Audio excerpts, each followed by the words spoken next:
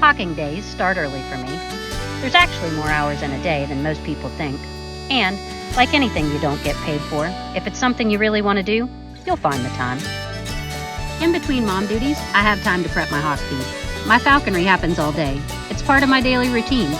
Falconry isn't something to dabble in, but it can be scaled to fit the individual. For me, that's God, family, and falconry. I don't do anything halfway.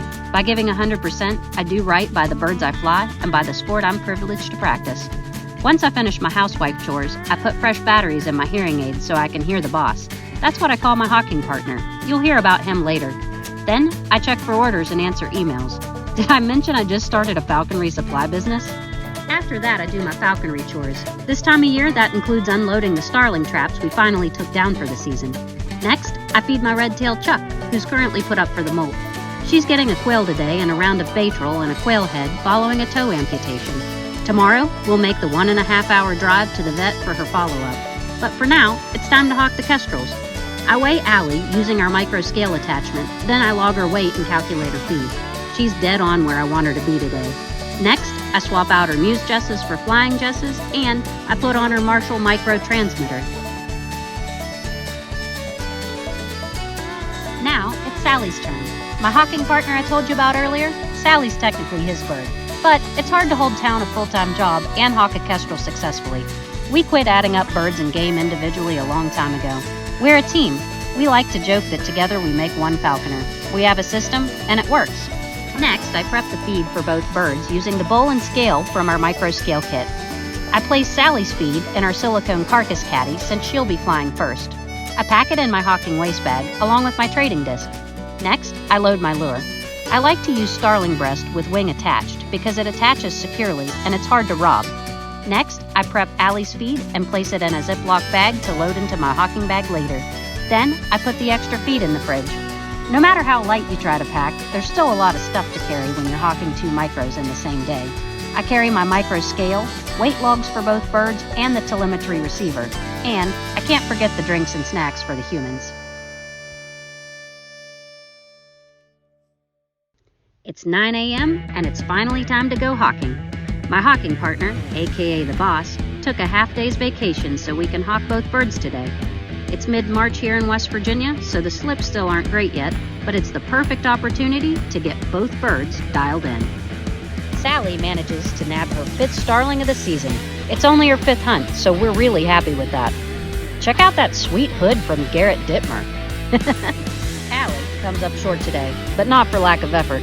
The starlings disappear shortly after we start hawking her. That's the way it is this time of year. We'll try her again tomorrow.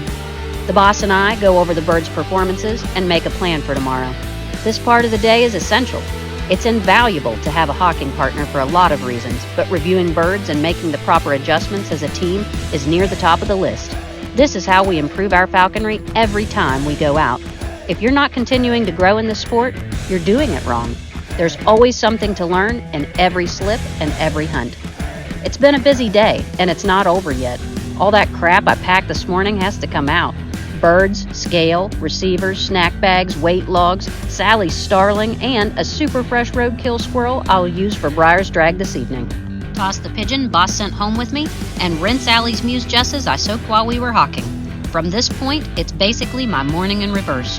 Cut off the telemetry and swap the flying jesses for Muse jesses, put on the jess extender, and repeat the process with Sally.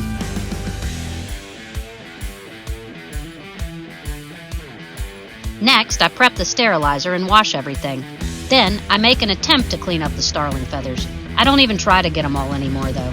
It's a lost cause in a falconry household. I put a check mark on Sally's log and write a message on the starling bag. It's something I do to remember hunts months from now when I pull out the game to feed to the birds. And you thought I was done. It's 6 o'clock and it's time to do a drag for the new falconry dog, Briar.